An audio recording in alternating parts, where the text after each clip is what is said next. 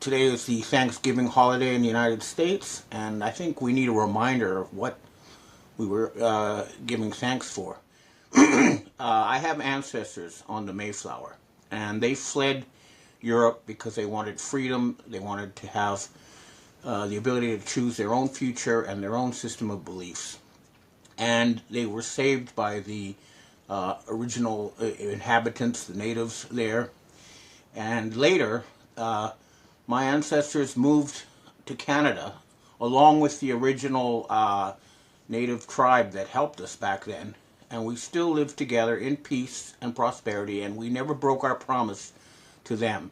However, the people who came afterwards slowly started to enslave the people of the United States. And I just was sent some proof of what I've always been saying, which is that the United States is now under a system of Babylonian debt slavery. Take a look at this video showing exactly how we are collateral for this money that they're creating out of nothing.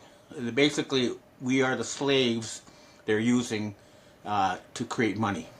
The United States government got a UCC filed on everyone. So I said, prove it. He said, go to maryland.org.ucc. Scroll down. Do a number search. Put in this number right here.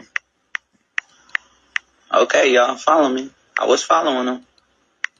Because I wanted to see the outcome. So I was patient. Then when I was done, all of a sudden, it was like everything popped right up. Look at that, the Federal Reserve System, United States Department of Defense Accounting Services. So I decided to scroll down some more, get a good overlook, check things out. Then I went deeper. Y'all know me. I like to do a little bit of that investigation. Hit the button. And look what popped up. Oh yeah, all of the fees and how much they paid. How much they paid to file they filing for your body. Hey, it was $198 though for the whole complete process. And that was for them. Hell yeah, certified. They wanted a certified copy. And here's their UCC financial statement. Y'all see who is the debtor? Debtor 2. Debtor. Who's the secure party? The United States Treasury. And look at the bottom. Don't forget every check mark box. You want to know everything over here. Let me go to the addendum, the UCC3. And look what else they filed. Look what they claimed in here. Look who's the debtor in here. Look who's the debtor in here. Department of Defense. And look how much. And look at what they claimed. All real men with hands and legs. And all real land in the United States of America. And look at that number. Wow. That is proof that we are under a system of slavery, and we need to do something about it. And this is something that is happening in a way that we're starting to understand. And a lot of people now, I think the majority understand that it's Israel is the problem. And it's these billionaire oligarchs who are the problem. For example, take a look at this Nick Fuentes explaining how IPAC really does its job. It goes via billionaires using money created out of nothing. AIPAC, American Israel Public Affairs Committee. When you look at the biggest contributors, the biggest lobbies in politics, AIPAC doesn't tend to show up. Why is that? It's how AIPAC operates. AIPAC doesn't actually do a lot of direct giving to a particular politician, but what they do is they manage a number of different billionaires and their political giving. So they'll find the candidate they like, and if that person pledges allegiance to Israel, they'll pick up the phone and they'll call their group of donors, and all those donors will give as individuals. This way it doesn't show up on the paperwork. This is one of the ways it's concealed and obfuscated. In the last cycle in 2024, AIPAC marshaled $100 million to spend. But what did AIPAC do specifically? They singled out every congressman that voted against foreign aid to Israel last April. They funded primary candidates that would take the nomination from the incumbent.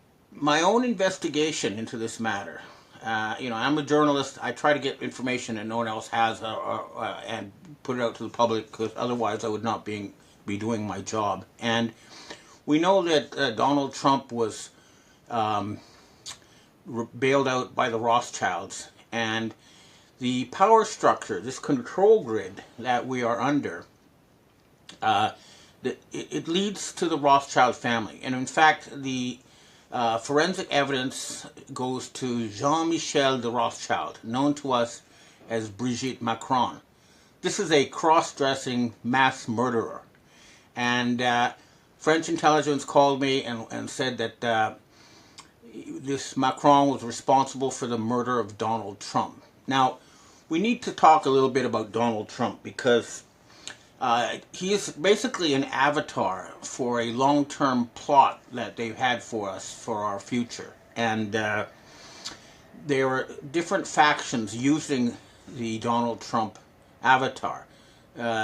And the good Donald Trump was backed by the Harriman Group. And by the way, the actual Donald Trump, original one, died in 1989 in a helicopter crash. And you can tell his face changed, everything changed before 89 and after 89. And the Trump who was elected in 2024 again was the 6'3" tall good guy avatar Trump.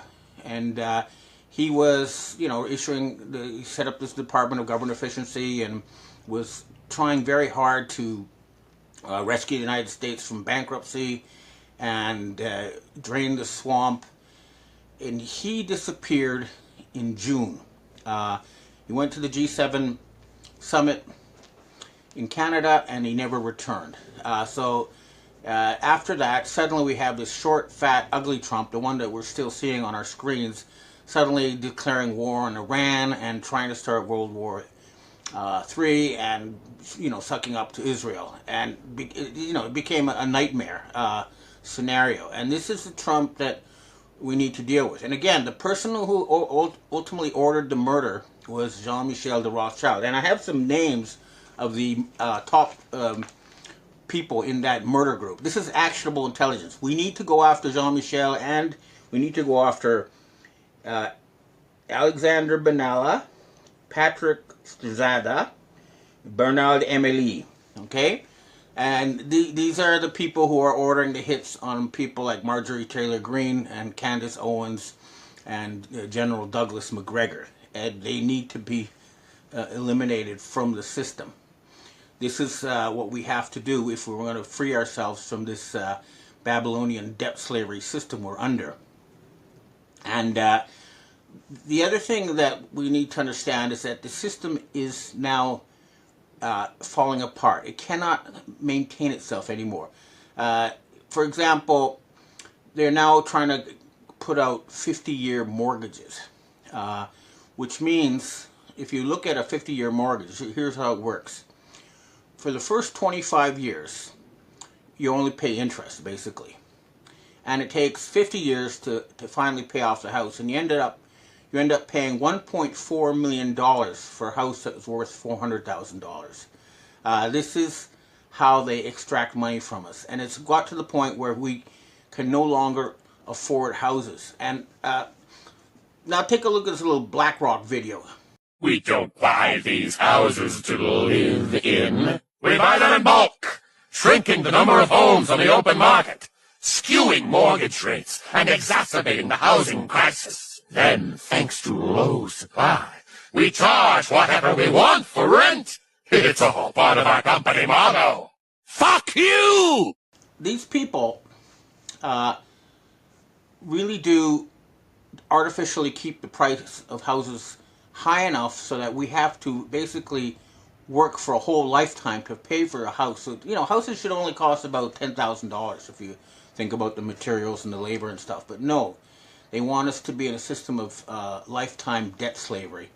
And they realize that their system is falling apart, which is why They've been desperately trying to start war, trying to kill us, and we're waking up. Most people now are aware of the Epstein Islands and the fact that we are ruled by a group of people who torture and murder children. And if you want to become a leader in the West right now, you have to be filmed torturing and murdering a child. This has now been proven. There's countless testimony. I've posted some very disturbing photographs of people like Barack Obama torturing that little Japanese girl to death. These people are really, really criminal, and they're really, really scared right now because they know that they're going to face war crimes tribunals. My own sources in Polish intelligence tell me that Vladimir Zelensky and his top government have already, officials have already fled to Israel, and they will not find shelter there. We're going to go after them in Israel because they killed millions of people. Literally, they set up a fake mercenary company called Wagner, and they pretended it was Russian, and they grabbed all these Ukrainian men, sent them to a specific place where they would be killed with artillery. So this was a genocide of the Ukrainian people to create a homeland for the Ashkenazi Jews, the original Khazaria. This is what was going on. And once the men were killed, the women were taken to, a lot of them, young women were taken, enslaved, and forced to give birth to children. And these children were then sold to, rich perverts to either torture and kill or whatever. This is a sort of system that was existing in Ukraine. And of course, they also set up all these bioweapons factories. I mean, the evil of these people is kind of almost so huge that it's incomprehensible to ordinary people that we could have such criminals as our leaders. And, it's time to end this. Now, the question is, how do we deal with this? The system is going to implode no matter what. That's a mathematical certainty. For example, BlackRock just had some company it owned. It was valued at 100% a week ago. Now it's valued at 0%. If you look behind the numbers, okay, the entire system now is fraudulent. The U.S. government bonds are being bought from the Cayman Islands. In other words, they're not. No one's really buying them. They're pretending that everything is okay when it's not. So how are we going to deal with this? What I have proposed is that in order to get from here to there without mass murder, that we follow the advice of the head of the AFD. And here, watch her talk. Vielleicht noch eins zu Corona. Es gab so viele Impftote und Menschen mit Impfnebenwirkungen. Allein schon wegen dieser Menschen würde ich mir wünschen, dass Verantwortung übernommen würde. Das kann man nicht wieder gut machen, aber man kann um Vergebung bitten. Und wir können auch verzeihen. Aber sich zu verstecken und die Meinung niederzumachen, das ist etwas, und das verspreche ich Ihnen hoch und heilig hier heute, das ist etwas, wo wir als Alternative für Deutschland hinterhergehen werden und diese Menschen zur Rechenschaft ziehen, wenn sie nicht selbst die Verantwortung übernehmen.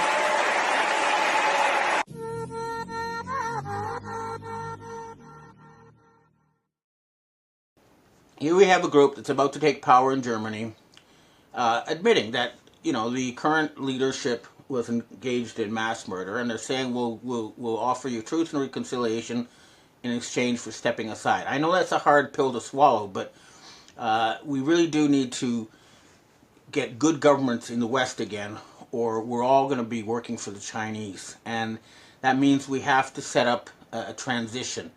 Now, what I have proposed to MI6 last week is that we remove the blackmailed pedophile Keir Starmer and put Nigel Farage in as Prime Minister. He can then call for a conference, and negotiations behind the scenes have already resulted in we have an agreement. The Russians, the Chinese, the Indians, the P3 Freemasons who control the Vatican, the Commonwealth, the Pentagon, they all agree that we need to replace the system of Babylonian debt slavery with a future planning agency that works for the people in complete transparency, trying to create the future they want.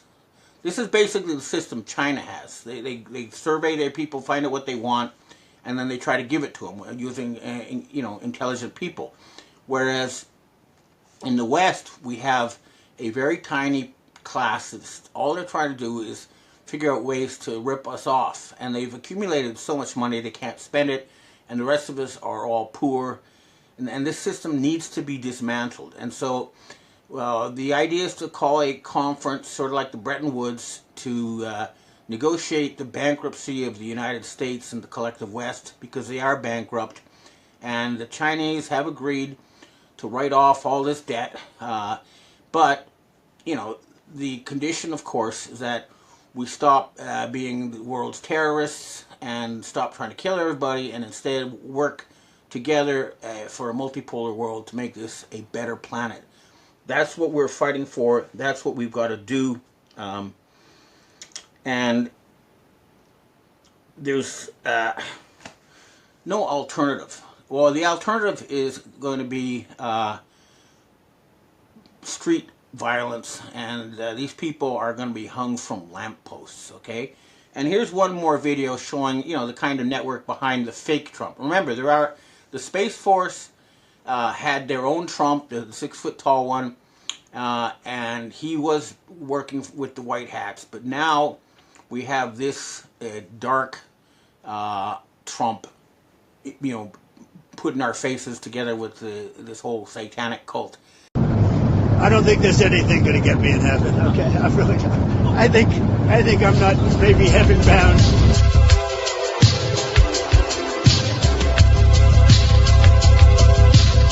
Thursday night. You going up the escalator? I'm going to be dating her in 10 years.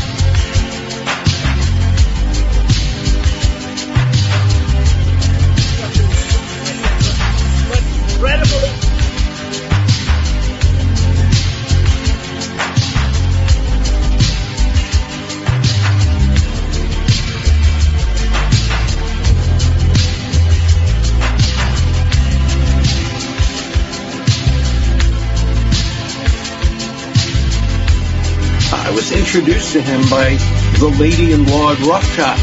Wow. And I told...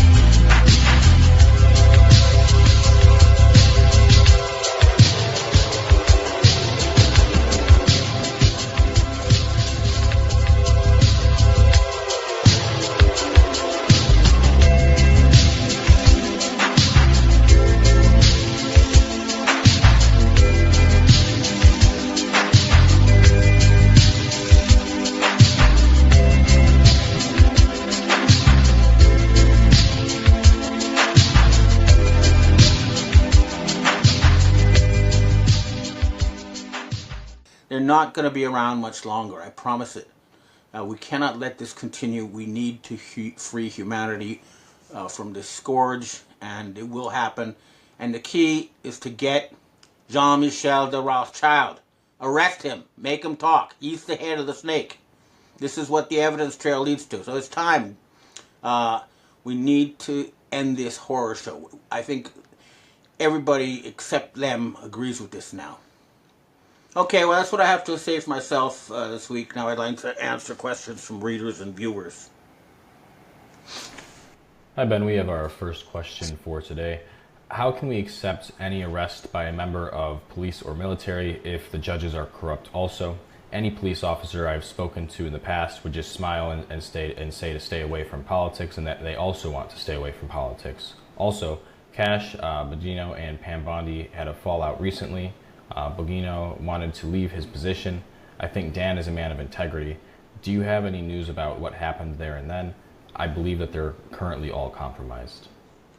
Well, what happens is the top 1, 2, 3 people are compromised, and then the people below that run into a glass ceiling. And I think the answer is going to have to be military tribunals. The system is so corrupt, it's beyond repair. We're going to have to, the military is going to have to set up tribunals, and military justice is swift.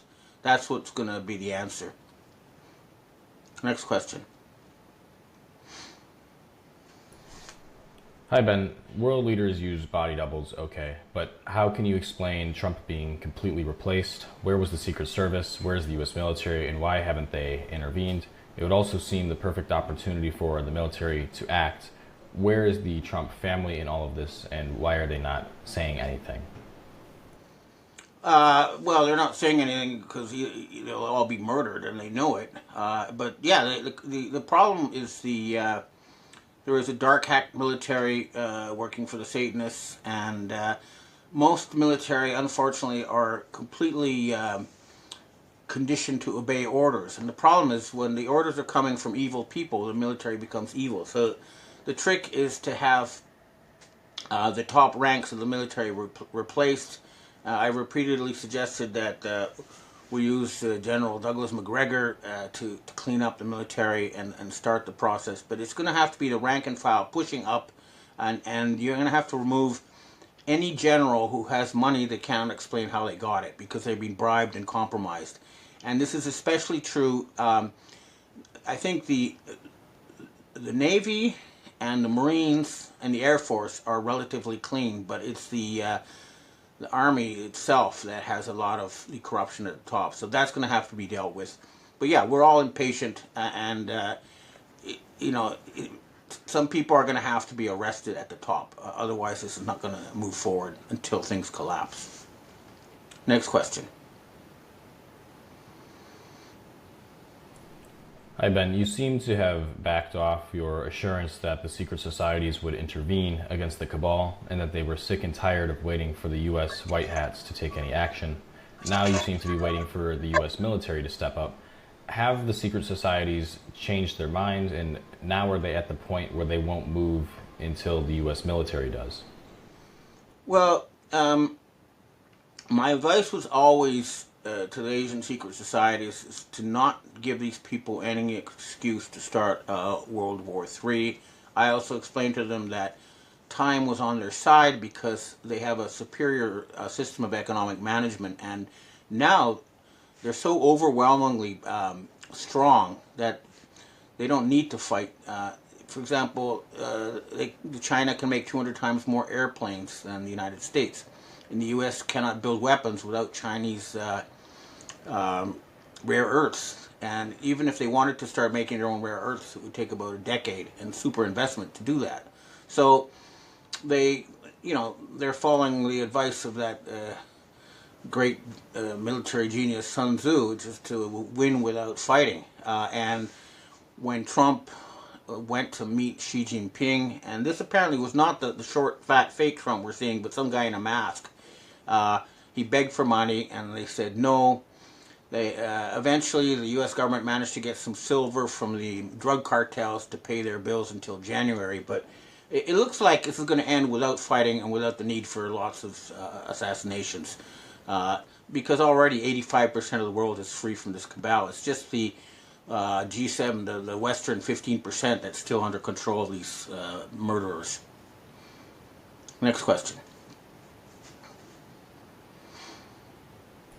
Hi, Ben. I was on the air this morning with a conservative talk show host, Jeff Cooner, at the WRKO in Boston, Massachusetts. We discussed the 6 congressmen telling the troops not to obey illegal orders. I told Cooner the congressmen did nothing wrong. Technically, they were right on saying I do not follow illegal orders, although I know, like you do, they were hinting at disobeying Trump. I asked if anywhere did they say to disobey Trump's orders. The answer was no. I went on to say nothing will be done by the 5'10 Trump in the White House, since that is the fake Trump who works for the Rothschilds and Chabad. Cooner started laughing. So I asked him how tall is the real Trump. He said 6'3" or 6'4". I said correct, but that Trump hasn't been seen since June at the G7 summit in Canada. I went on to say the real Trump is dead. Cooner made some more jokes about it. I said, like I've told you before, talk to investigative reporter Benjamin Fulford. Again, as Cooner said to me on an earlier call, that he had never heard of you, as if that's supposed to be credible.